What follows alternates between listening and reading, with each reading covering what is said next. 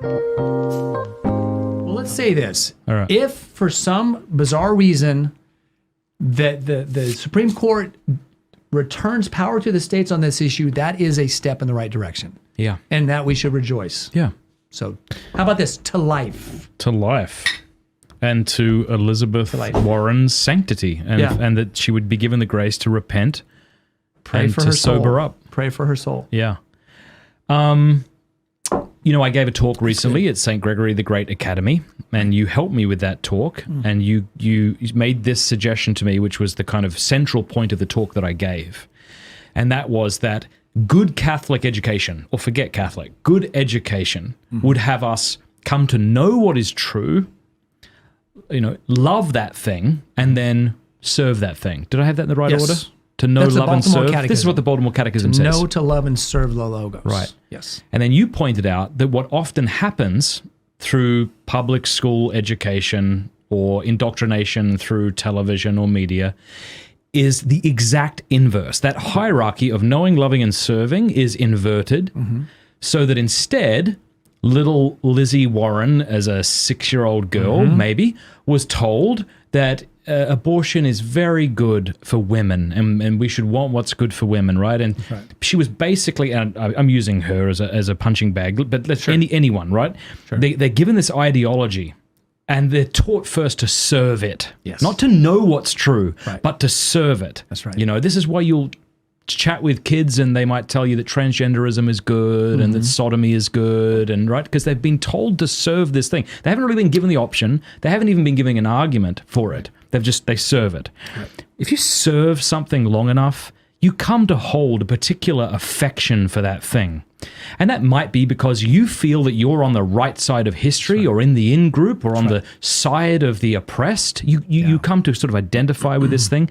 Then the final step is you come to, quote unquote, know it. Now, you can't know what is false, but you can, in the sense of accepting it as true, but you can rationalize it. And I think that's what we see. When we chat with a pro-abort like Liz Warren, we're seeing somebody who has the hooks of an ideology into her, and she's not actually interested in truth. That's why I said earlier, it's not merely a matter of we're using different language. It's you're not interested in the way things are. That's right. Your thoughts? That's right. No, and when you invert that order, those three things change meaning. So to serve the agenda, not just abortion, but all the LGBT, all the agendas, to serve them and to come to love them isn't love. It's a kind of a self-arrogation that we see in virtue signaling.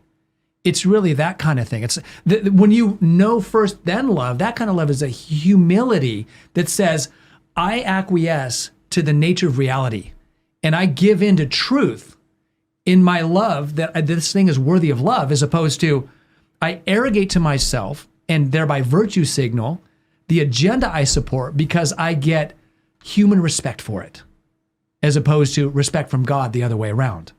And as you mentioned, this knowing is a kind of not just rationalization, it's a false kind of knowing. So I guess rationalization is the right word, but the love also is a Stockholm syndrome. And then the knowing becomes a knowing about Stockholm syndrome, which turns into this weird little myopic, self-referencing, subjective self-love, as opposed to the opposite when you know the Logos, know Christ, love Christ, and serve Christ.